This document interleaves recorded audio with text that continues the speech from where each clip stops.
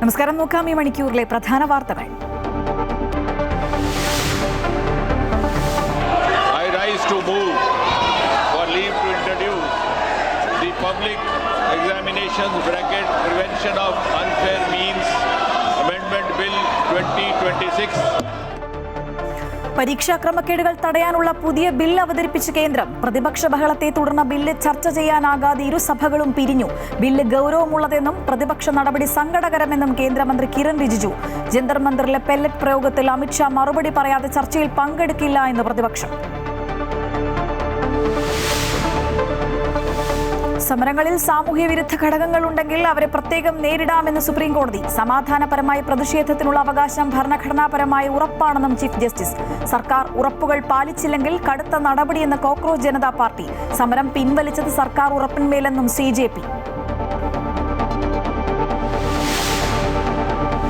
സംസ്ഥാനം കടുത്ത സാമ്പത്തിക പ്രതിസന്ധിയിൽ. ചെലവ് കൂട്ടരുത് എന്ന മറ്റ് വകുപ്പുകളോട് ധനവകുപ്പ്. നിർദ്ദേശം ബജറ്റ് മുന്നൊരുക്കത്തിനുള്ള സർക്കുലറിൽ. സാമ്പത്തിക ലാഭമില്ലാത്ത പദ്ധതികളും മാറ്റിവെക്കാവുന്ന അറ്റകുറ്റപ്പണികളും ഒഴിവാക്കണമെന്ന നിർദ്ദേശം. ആസൂത്രണ ബോർഡിലെ പരീക്ഷാ ക്രമക്കേടിൽ ഉന്നത ഉദ്യോഗസ്ഥർക്ക് പങ്കെന്ന് വ്യക്തമാക്കുന്ന ആഭ്യന്തര വിജിലൻസ് റിപ്പോർട്ട് PSCക്ക് സമർപ്പിച്ചു.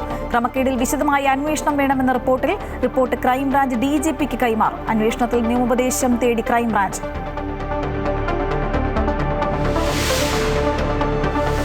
ഗുരുവായൂർ ദേവസ്വം ഓഡിറ്റിൽ ഗുരുതര ക്രമക്കേടെന്ന് ഹൈക്കോടതി. ഓൺലൈൻ വഴിപാടുകളിലും ഡിജിറ്റൽ പണമിടപാടുകളിലും വിമർശനം. ഡിജിറ്റൽ ഓൺലൈൻ വരുമാനങ്ങൾ ഓഡിറ്റ് ചെയ്യാൻ നൽകിയില്ല എന്ന ഓഡിറ്റർ കോടതിയിൽ.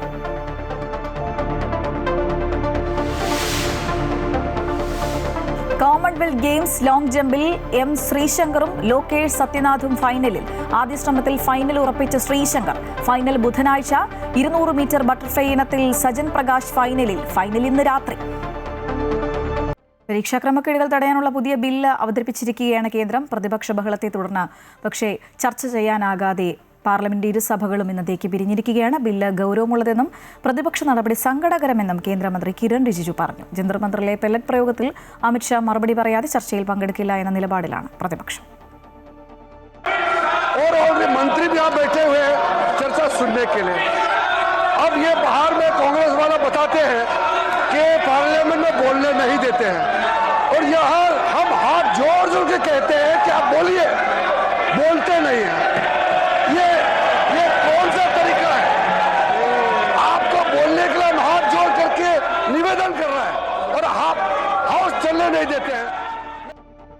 കൂടുതൽ വിവരങ്ങളുമായി ജിഷ്ണു കൃഷ്ണൻ ചേരുകയാണ്. ജിഷ്ണു, CJP സമരം അവസാനിപ്പിച്ചിട്ടും പക്ഷേ പ്രതിഷേധങ്ങൾ പ്രതിപക്ഷം അവസാനിപ്പിക്കുന്നില്ല. നിർണായകമായൊരു ബില്ലാണ് പരീക്ഷാ ക്രമക്കേടുകൾ തടയാനുള്ള ഒരു ബില്ല്. അതിൽ ചർച്ച നടത്താൻ പോലും അനുവദിക്കാതെ പ്രതിഷേധം തുടരുന്നൊരു കാഴ്ച. സഭയിൽ എന്താണ് സംഭവിച്ചത്?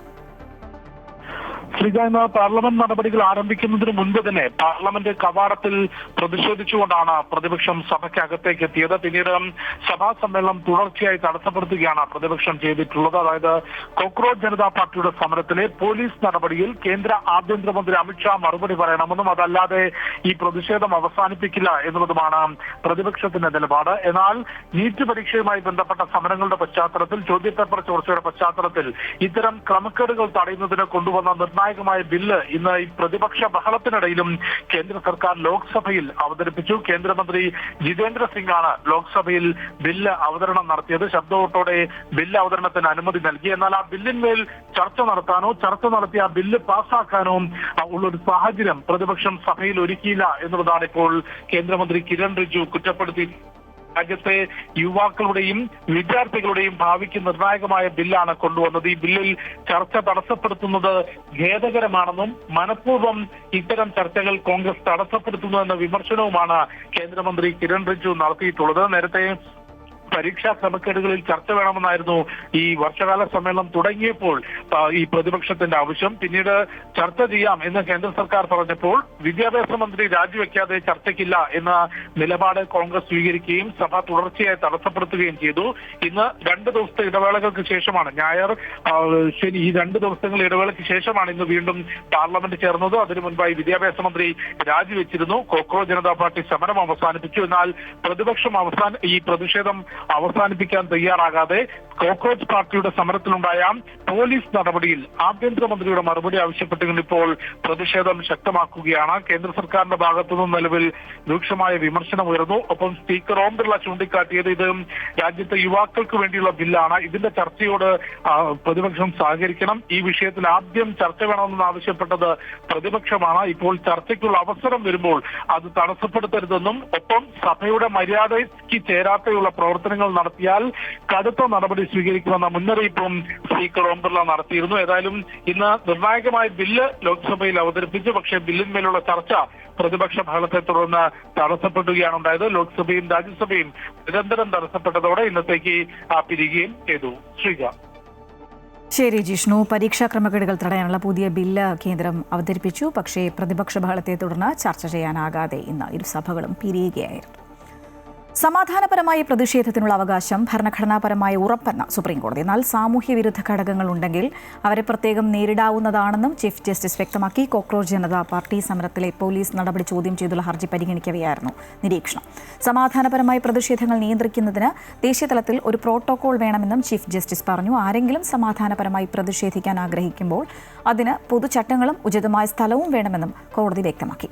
പ്രക്ഷോഭകർക്കെതിരായ പോലീസ് അതിക്രമങ്ങളെ ന്യായീകരിക്കാനാകില്ല എന്ന് വ്യക്തമാക്കിയ കോടതി അക്രമാസക്തരായ ജനക്കൂട്ടം പോലീസുകാരെ ആക്രമിച്ചതിലും ആശങ്ക രേഖപ്പെടുത്തി. ഹർജികൾ ഒരുമിച്ച് നാളെ പരിഗണിക്കും. സംസ്ഥാനത്തെ കടുത്ത സാമ്പത്തിക പ്രതിസന്ധിയിൽ ചെലവ് ചുരുക്കാൻ നിർദ്ദേശം നൽകിയിരിക്കുകയാണ് ധനവകുപ്പ്. ലാഭകരമല്ലാത്ത പദ്ധതികൾ ഒഴിവാക്കണമെന്നും ചെലവുകൾ ചുരുക്കണം എന്നും സർക്കുലറിൽ നിർദ്ദേശിക്കുന്നു.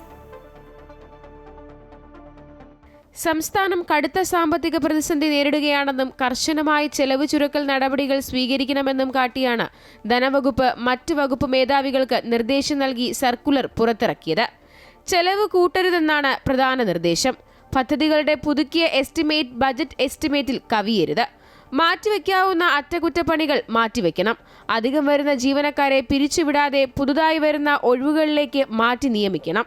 ശമ്പള ചെലവ് കൃത്യമായി കണക്കാക്കണം. ചെലവിൽ മുൻ വർഷത്തേക്കാൾ കൂടുതലെങ്കിൽ കാരണം വിശദീകരിക്കണമെന്നും സർക്കുലറിൽ പറയുന്നു. സംസ്ഥാനത്തിന്റെ സാമ്പത്തിക സ്ഥിതി സംബന്ധിച്ച് UDF സർക്കാർ അധികാരത്തിൽ വന്നപ്പോൾ തന്നെ സാമ്പത്തിക ധവളപത്രം ഇറക്കിയിരുന്നു. അമൃത ന്യൂസ്, തിരുവനന്തപുരം. ആസൂത്രണ ബോർഡിലെ PSC പരീക്ഷാ ക്രമക്കേടിൽ ഉന്നത ഉദ്യോഗസ്ഥർക്ക് പങ്കെന്ന് വ്യക്തമാക്കുന്ന ആഭ്യന്തര വിജിലൻസ് റിപ്പോർട്ട് PSCക്ക് സമർപ്പിച്ചു. ക്രമക്കേടിൽ വിശദമായ അന്വേഷണം വേണമെന്നും റിപ്പോർട്ടിൽ പറയുന്നു. കേസിന്റെ പ്രാഥമിക അന്വേഷണ റിപ്പോർട്ട് ക്രൈംബ്രാഞ്ച് താമസിയാതെ DGPക്ക് കൈമാറും. അന്വേഷണത്തിൽ ക്രൈംബ്രാഞ്ച് നിയമോപദേശവും തേടിയിട്ടുണ്ട്. PSC പരീക്ഷാ വിഭാഗത്തിലെ ഉന്നത ഉദ്യോഗസ്ഥരാണ് ക്രമക്കേടിന് പിന്നിലെന്ന് ആഭ്യന്തര വിജിലൻസ് അന്വേഷണ റിപ്പോർട്ടിൽ പറയുന്നു. PSC ആസ്ഥാനത്ത് ചേർന്ന യോഗത്തിൽ റിപ്പോർട്ട് വിശദമായി വിലയിരുത്തി. കൂടുതൽ ശാസ്ത്രീയമായ അന്വേഷണം നടത്തി ഉത്തരവാദികളായവർക്കെതിരെ നടപടിയെടുക്കണമെന്ന ശുപാർശയും വിജിലൻസിന്റെ അന്വേഷണ റിപ്പോർട്ടിലുണ്ട്.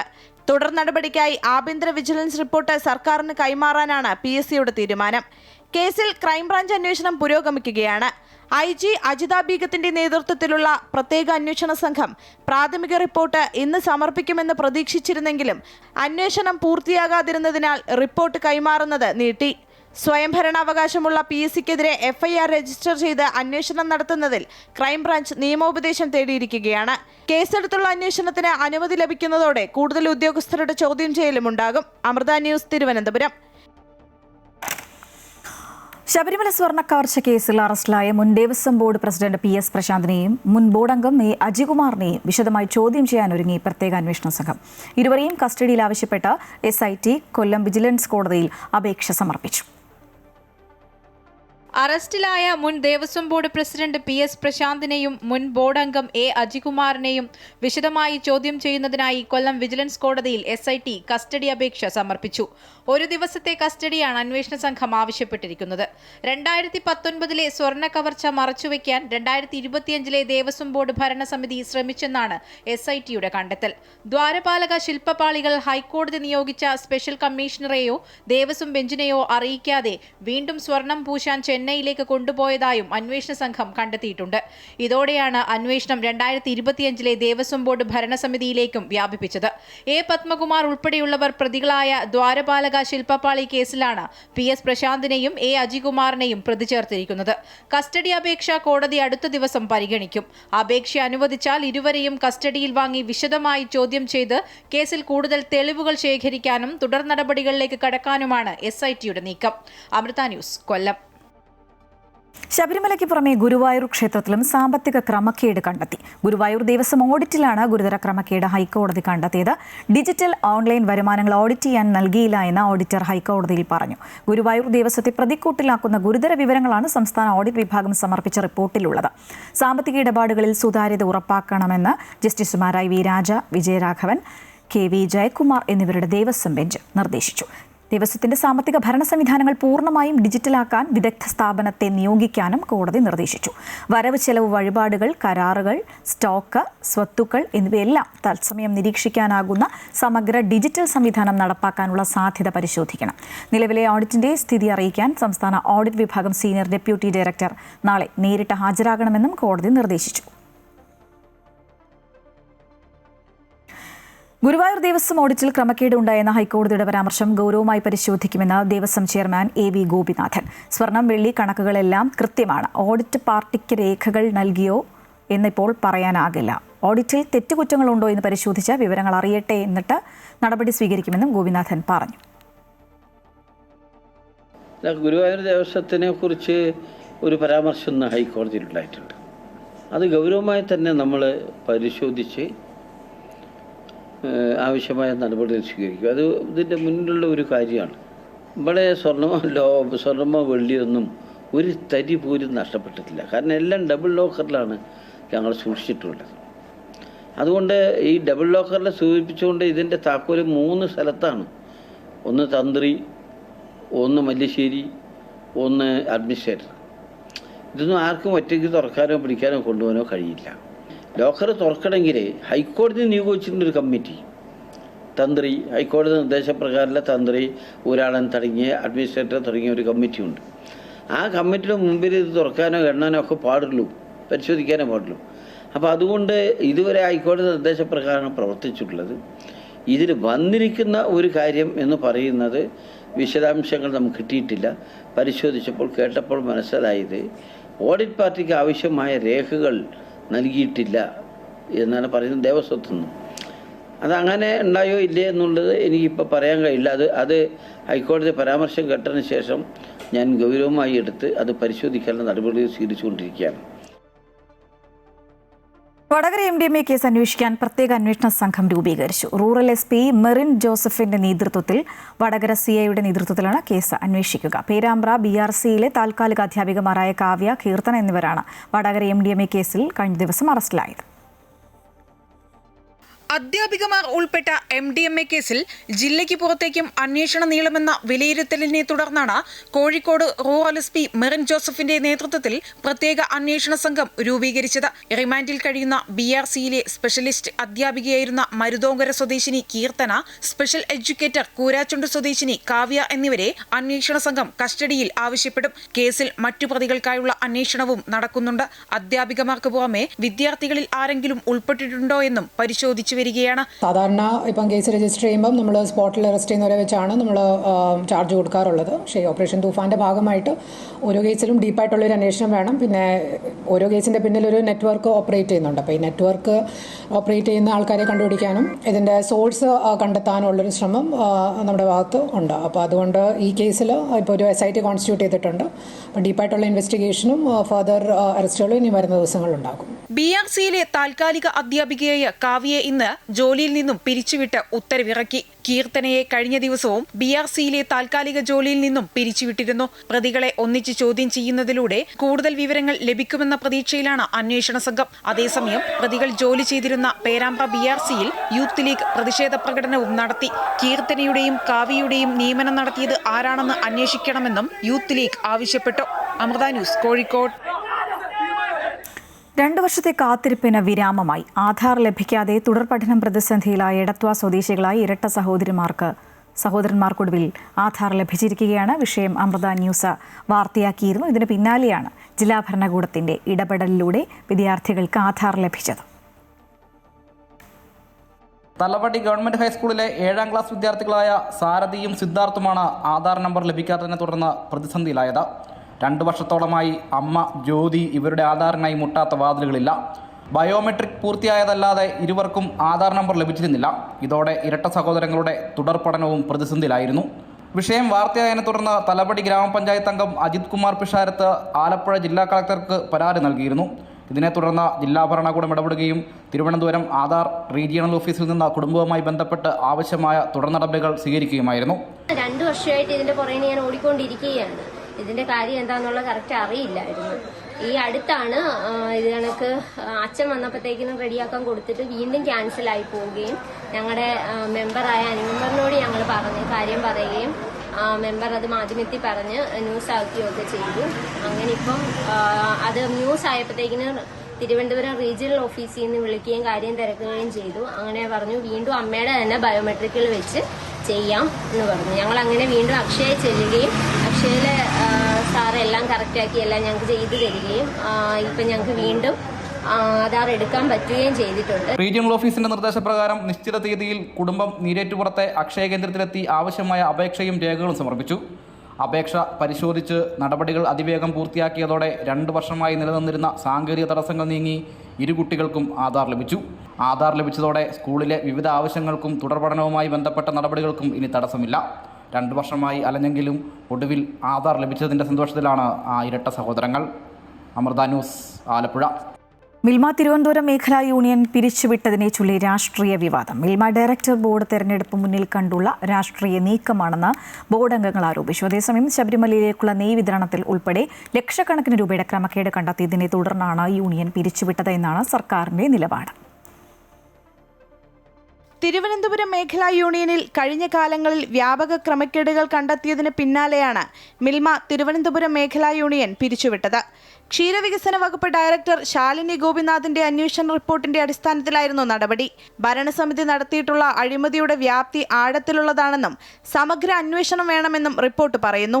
യൂണിയനിൽ നിലവിൽ അഡ്മിനിസ്ട്രേറ്റർ ഭരണമാണ്.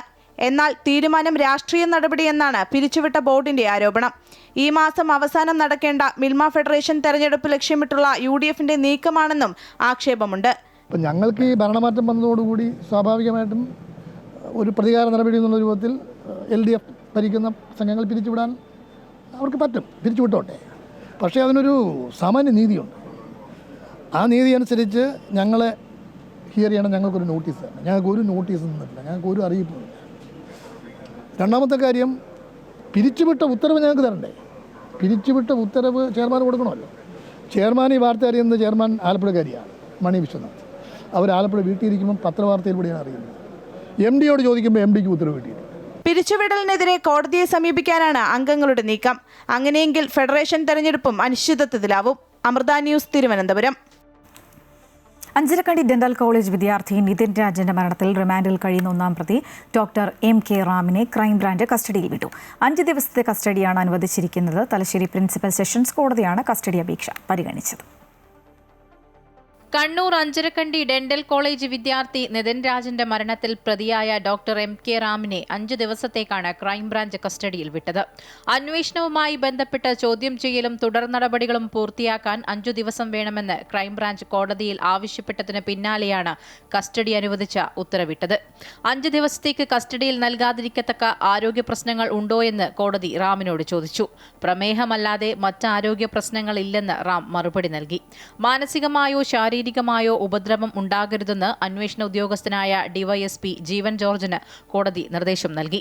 പ്രോസിക്യൂഷനു വേണ്ടി പബ്ലിക് പ്രോസിക്യൂട്ടർ K അജിത് കുമാറും പ്രതിഭാഗത്തിനായി അഡ്വക്കേറ്റ് കിഷോർ കുമാറും ഹാജരായി.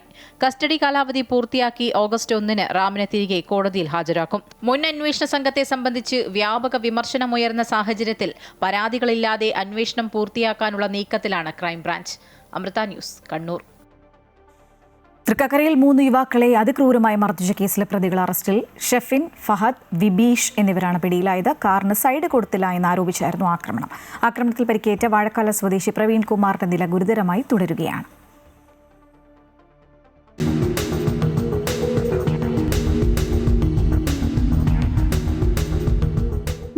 വ്യാഴാഴ്ചയാണ് തൃക്കാക്കരയിൽ വെച്ച് പ്രവീൺ കുമാർ, ഷാഫി, നിസാം എന്നിവരെ പ്രതികൾ അതിക്രൂരമായി മർദ്ദിച്ചത്.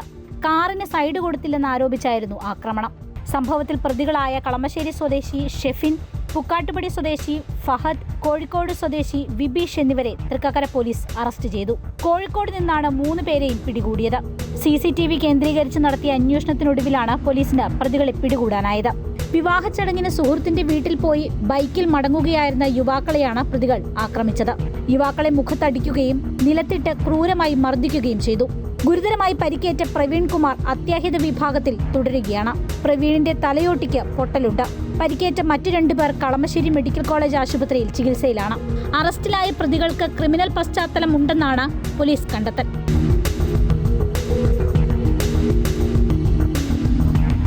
അമൃത ന്യൂസ്, കൊച്ചി. വഞ്ചിയൂർ കൊലപാതക കേസിൽ കുറ്റസമ്മതം നടത്തി പ്രതികൾ. കൊലപാതകത്തിന് ഉപയോഗിച്ച ആയുധങ്ങൾ പോലീസ് കണ്ടെടുത്തു. മുൻ വൈരാഗ്യമാണ് കൊലപാതകത്തിന്റെ കാരണമെന്നും എല്ലാ പ്രതികളും പിടിയിലായതായും പോലീസ് അറിയിച്ചു. വഞ്ചിയൂർ ചമ്പക്കട സ്വദേശി വിശാഖിനെ വെട്ടിക്കൊലപ്പെടുത്തിയ കേസിൽ 4 പ്രതികളെയും പോലീസ് സംഭവം നടന്ന് 8 മണിക്കൂറിനിടെ തന്നെ പിടികൂടിയിരുന്നു. തുടർന്ന് ചോദ്യം ചെയ്യലിൽ പ്രധാന പ്രതി പ്രദീപ് കുമാർ കുറ്റം സമ്മതിച്ചു. പ്രദീപിനെ വെട്ടിപ്പരിക്കേൽപ്പിച്ച കേസിലെ പ്രതിയാണ് വിശാഖ്. ഈ പകയാണ് കൊലപാതകത്തിന് കാരണം. അതിലെ 1-ാം പ്രതി 10 പ്രദീപ് എന്നറിയപ്പെടുന്നയാളാണ്. ഈ ആളും ഈ കൊല്ലപ്പെട്ട വിശാഖും തമ്മിൽ മുൻ വിരോധം ഉണ്ടായിരുന്നു. മാത്രമല്ല അവർ അയൽവാസികളാണ്, ബന്ധുക്കളാണ്. വസ്തുതർക്കത്തിൽ തുടങ്ങിയ ഒരു ക്ലാഷാണ് ഈ കൊലപാതകത്തിലേക്ക് നയിച്ചത്. കഴിഞ്ഞ വർഷം ഈ വസ്തുതർക്കവുമായി ബന്ധപ്പെട്ട് ഈ കൊല ചെയ്യപ്പെട്ട വിശാഖ് ഇപ്പോഴത്തെ ഈ കേസിലെ മർഡർ കേസിലെ 1-ാം പ്രതിയായ 10 പ്രദീപിനെ വധിക്കാൻ ശ്രമിക്കുകയും അതിന് 307 കേസ് എടുക്കുകയും ചെയ്തിട്ടുണ്ട്. അതായത് വധശ്രമത്തിന് ഇപ്പോൾ മരണപ്പെട്ടയാൾ റിമാൻഡിലായിട്ടുണ്ട്. 2-ാം പ്രതി വിനീതുമായി പോലീസ് നടത്തിയ തെളിവെടുപ്പിലാണ് പുലയന്നാർ കോട്ടയിൽ നിന്നും കൊലപാതകത്തിന് ഉപയോഗിച്ച ആയുധങ്ങൾ കണ്ടെടുത്തത്. ആകെ 7 ആയുധങ്ങളാണ് പോലീസ് കണ്ടെത്തിയിരിക്കുന്നത്. ഇവർ സഞ്ചരിച്ച വാഹനവും പോലീസ് കസ്റ്റഡിയിലെടുത്തിട്ടുണ്ട്. വൈകിട്ടോടെ കോടതിയിൽ ഹാജരാക്കുന്ന പ്രതികളെ കസ്റ്റഡിയിൽ വാങ്ങി തെളിവെടുപ്പ് നടത്തും. അമൃത ന്യൂസ്, തിരുവനന്തപുരം. താരസംഘടന അമ്മയിൽ നിർണായക നീക്കവുമായി വനിതാ അംഗങ്ങൾ. രജിസ്ട്രാർ ഭരണം കൊണ്ടുവരണമെന്ന ആവശ്യവുമായി അംഗങ്ങൾ കോപ്പറേറ്റീവ് സൊസൈറ്റി ജോയിന്റ് രജിസ്ട്രാർക്ക് കത്ത് നൽകി. രാജിവെച്ചു പോയവർ തിരികെ വന്നത് നിയമവിരുദ്ധമാണെന്നും കത്തിൽ പറയുന്നു. അൻസിബ ഹസൻ, മാല പാർവതി, ഉഷ ഹസീന, പൊന്നമ്മ ബാബു എന്നിവരാണ് കോപ്പറേറ്റീവ് സൊസൈറ്റീസ് ജോയിന്റ് രജിസ്ട്രാർക്ക് കത്ത് നൽകിയിരിക്കുന്നത്. അമ്മ ജനറൽ ബോഡി യോഗത്തിൽ പരസ്യമായി രാജിവെച്ച് പുറത്തുപോയ ഭരണസമിതി അംഗങ്ങൾ പിന്നീട് തിരിച്ചെത്തി ഭരണം തുടരുന്നത് സംഘടനയുടെ ബൈലോകൾക്ക് പൂർണ്ണമായും വിരുദ്ധവും നിയമവിരുദ്ധവുമാണെന്നാണ് കത്തിലെ പ്രധാന ആരോപണം. രജിസ്ട്രാർ ഓഫീസിൽ നൽകിയ മിനിറ്റ്സ് യാഥാർത്ഥ്യങ്ങൾക്ക് എതിരാണ്. മിനിറ്റ്സിന്റെ ആധികാരികതയിൽ ആശങ്കയുണ്ട്. ജുഡീഷ്യൽ ഫോറങ്ങൾക്ക് മുൻപിൽ വ്യാജരേഖകൾ നൽകാൻ സാധ്യതയുണ്ട്. ഉത്തരവാദികൾക്കെതിരെ നിയമ നടപടി സ്വീകരിക്കണമെന്നും കത്തിൽ ആവശ്യപ്പെടുന്നു. 1955 തിരുവിതാംകൂർ കൊച്ചി സാഹിത്യശാസ്ത്ര ചാരിറ്റബിൾ സൊസൈറ്റി രജിസ്ട്രേഷൻ ആക്ടിലെ സെഷൻ 19 പ്രകാരം സംഘടനയുടെ ഭരണം രജിസ്ട്രാർ ഏറ്റെടുക്കണമെന്നും സാമ്പത്തിക ഇടപാടുകൾ മരവിപ്പിക്കണമെന്നും വനിതാ അംഗങ്ങൾ ആവശ്യപ്പെടുന്നു. സംഘടനയുടെ അക്കൗണ്ടിൽ നിലവിൽ 6 കോടിയോളം രൂപ ബാലൻസ് ഉണ്ട്. എന്നാൽ രാജിവെച്ചുപോയ ഭരണസമിതിയുടെ കയ്യിലാണ് ഇപ്പോഴും ചെക്ക് ബുക്ക് ഉൾപ്പെടെയുള്ള നിർണായക രേഖകൾ.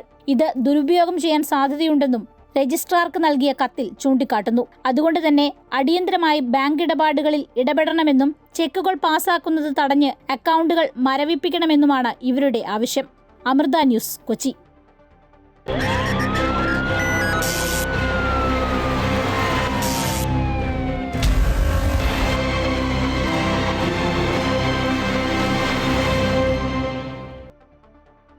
പുതിയ സർക്കാർ വന്നതിന്റെ ആരംഭശൂരത്വമാണ് ഓപ്പറേഷൻ തൂഫാൻ എന്ന് ലഹരി മാഫിയകൾ കരുതേണ്ട എന്ന് ആഭ്യന്തരമന്ത്രി രമേശ് ചെന്നിത്തല. ലഹരി മാഫിയകളെ ഉന്മൂലനാശം ചെയ്യുക എന്നതാണ് ആഭ്യന്തര വകുപ്പിന്റെ മുന്നിലുള്ള ലക്ഷ്യം.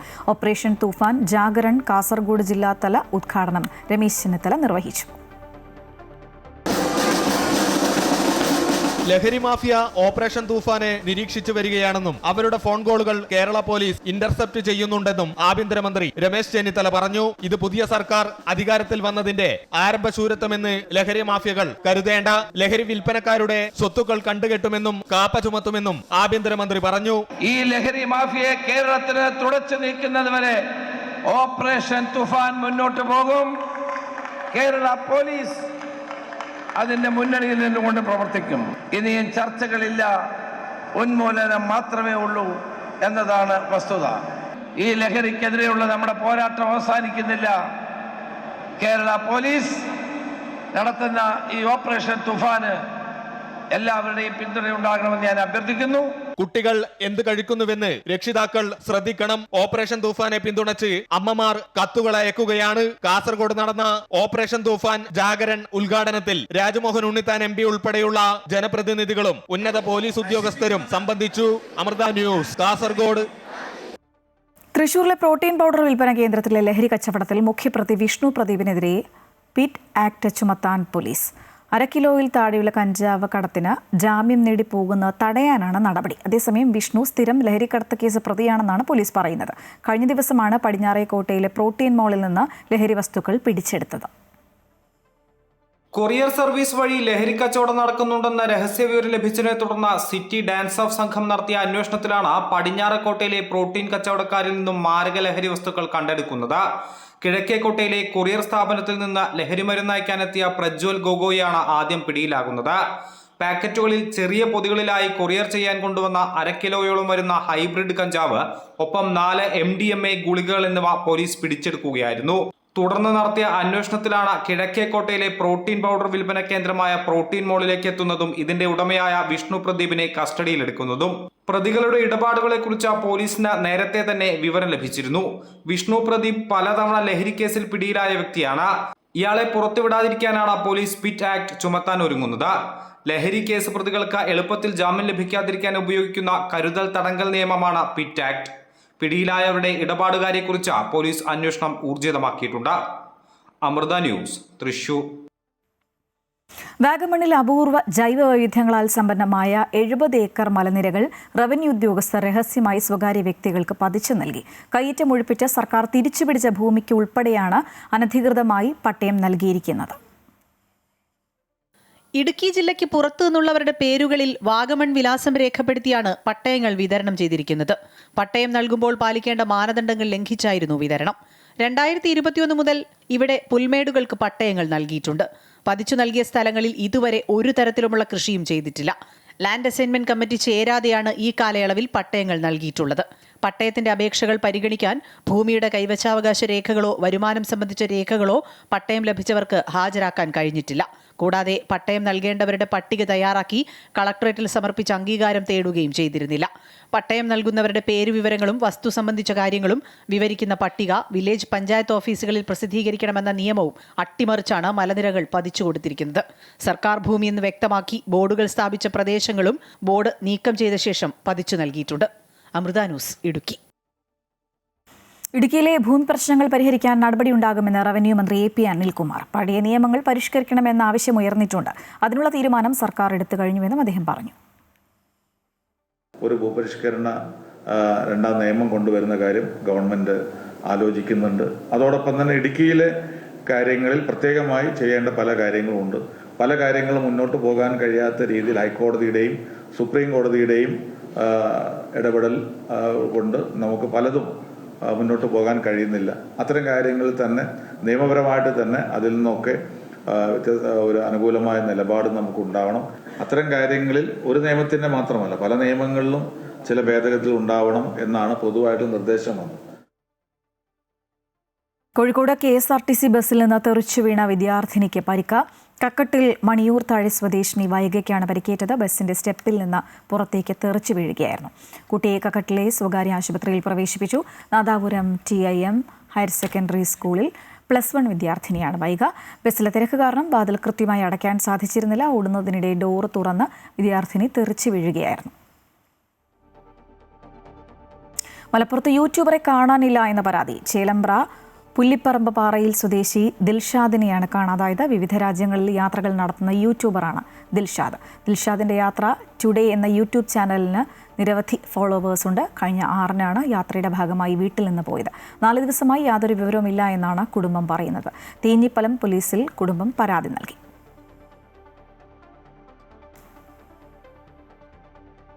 സുരക്ഷാ ക്ലിയറൻസിൽ കുടുങ്ങി ഭവനരഹിതർക്കായി കൊച്ചി കോർപ്പറേഷൻ നിർമ്മിച്ചു നൽകിയ ഫ്ളാറ്റ് സമുച്ചയം ഫോർട്ട് കൊച്ചിയിലെ തുരുത്തി ട്വിൻ ടവറുകൾ ഉദ്ഘാടനം കഴിഞ്ഞ് 10 മാസം പിന്നിട്ടിട്ടും കൈമാറാൻ സാധിച്ചിട്ടില്ല. ഇന്റലിജൻസ് ബ്യൂറോയുടെ നിർദ്ദേശത്തെ തുടർന്ന് ഗുണഭോക്താക്കൾക്കായി പോലീസ് ക്ലിയറൻസ് എടുക്കാനുള്ള ശ്രമത്തിലാണ് കോർപ്പറേഷൻ. ഭവനരഹിതരായ 394 കുടുംബങ്ങൾക്കായാണ് ഫ്ളാറ്റുകൾ നിർമ്മിച്ചത്. ഭവനരഹിതർക്കായി കൊച്ചി കോർപ്പറേഷൻ നിർമ്മിച്ചു നൽകിയതാണ് ഫോർട്ട് കൊച്ചിയിലെ ഇരട്ട ഫ്ളാറ്റുകൾ.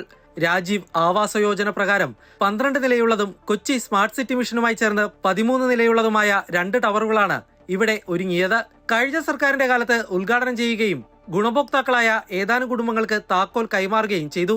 എന്നാൽ മാസങ്ങൾ പിന്നിട്ടിട്ടും ഫ്ളാറ്റുകൾ കൈമാറാൻ സാധിച്ചിട്ടില്ല. ഇത് ഇപ്പൊ കിട്ടുമെന്ന് പറഞ്ഞിട്ടാണ് ഇപ്പൊ 68 കുടുംബങ്ങൾ ഇവിടെ. അപ്പോൾ അവരെ അങ്ങോട്ട് മാറ്റും എന്നാണ് പറഞ്ഞത്. ഇതുവരെ ആയിട്ടില്ല. കഴിഞ്ഞ സർക്കാർ വന്നിട്ട് ഉദ്ഘാടനം ചെയ്തു ഇത് താക്കോൽ ദാനം. ഇപ്പൊ കുടിയന്മാരും പിന്നെ വലിയന്മാരൊക്കെയാണ് ഇവിടെ താമസിക്കണം. പിന്നെ അത് സുഖമാണ്. പാമ്പുകളാണ് ഇപ്പോൾ ഇവിടെ താമസിക്കണം, മനുഷ്യരല്ല. തന്ത്രപ്രധാന മേഖലയായ ഫോർട്ട് കൊച്ചിയിൽ നിർമ്മിച്ച ഫ്ളാറ്റിന് സുരക്ഷാ ക്ലിയറൻസ് ഇല്ലാത്തതാണ് ഫ്ളാറ്റ് കൈമാറ്റത്തിന് തടസ്സം. നാവികസേനയുടെ പരിശീലന കേന്ദ്രമായ INS ദ്രോണാചാര്യ, ദക്ഷിണ നാവിക ആസ്ഥാനം, കൊച്ചി തുറമുഖം, LNG terminal, Vallarpadam container terminal എല്ലാം ഫ്ളാറ്റ് സമുച്ചയത്തിന് അടുത്തായതാണ് സുരക്ഷാ ക്രമീകരണങ്ങൾക്ക് കാരണം. ഇന്റലിജൻസ് ബ്യൂറോയുടെ നിർദ്ദേശപ്രകാരം ഇവിടെ താമസിക്കുന്നവർക്ക് പോലീസ് ക്ലിയറൻസ് ആവശ്യമാണ്. ഫ്ളാറ്റ് വളപ്പിനുള്ളിൽ പോലീസ് കൺട്രോൾ റൂം ഉൾപ്പെടെ നിരവധി വ്യവസ്ഥകളും ഉൾപ്പെടുത്തിയിട്ടുണ്ട്. ഇവ പൂർത്തിയാക്കാൻ കഴിയാതായതോടെയാണ് ഫ്ളാറ്റ് കൈമാറ്റം വൈകിയത്.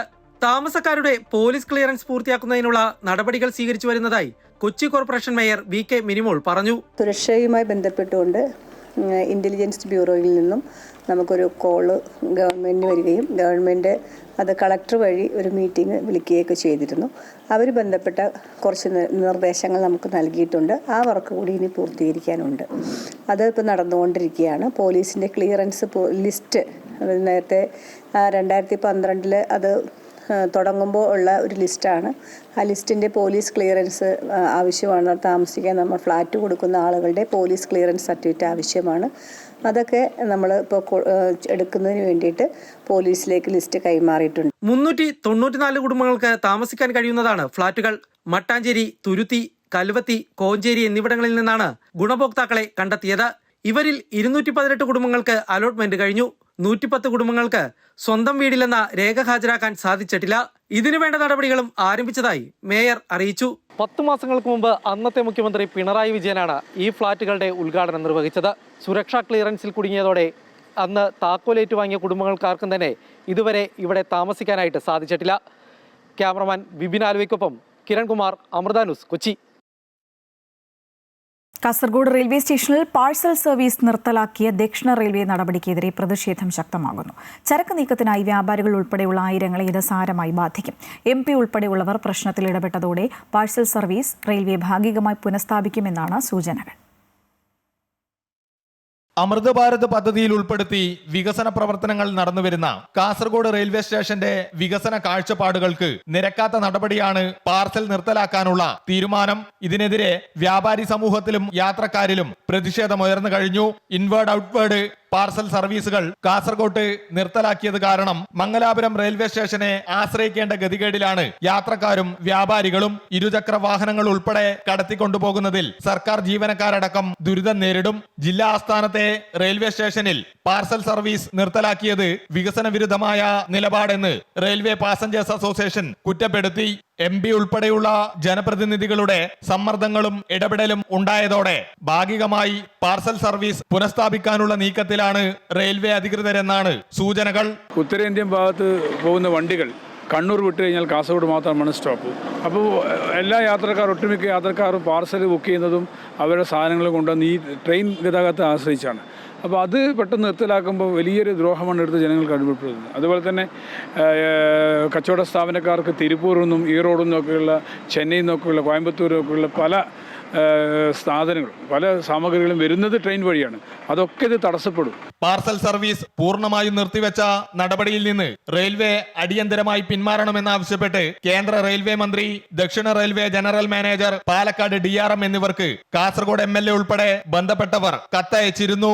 അമൃത ന്യൂസ്, കാസർഗോഡ്.